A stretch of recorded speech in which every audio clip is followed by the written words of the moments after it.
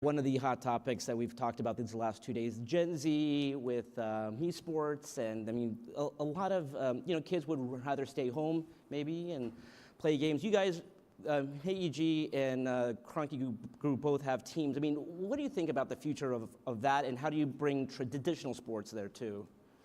Look, I think certainly for us, it's an interesting play on trying to get into something. We have an Overwatch team.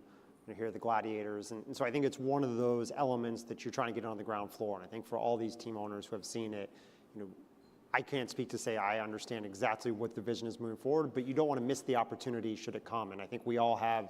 You're hoping that our experience running organizations, be it any professional sports league, will help that league as it grows, for managing that team.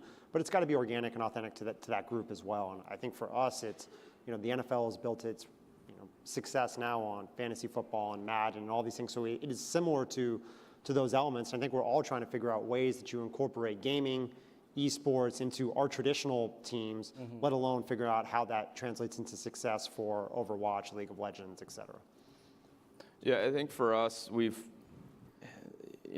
there's some traditional sports that have good games that are within esports. And, Madden's one of those, FIFA's another one of those, and there's others that don't. I mean, the NHL, and I'm not sure how MLB feels on that, but it's not a traditional esports game that's going to gain traction. So we've looked at it as no different than garnering those other fans to be fans of our sports. And we had our Valiant nights this year with the Kings, and if I can make those kids fans of my team by aligning, that's a great way to do it. And on the panel earlier, they're talking about Marshmello on the Fortnite concert this year. That's where I see it, is aligning our brands a little bit more with the traditional esports, or the up-and-coming esports, to be having our brands aligned with that, rather than forcing the game into your own traditional sport.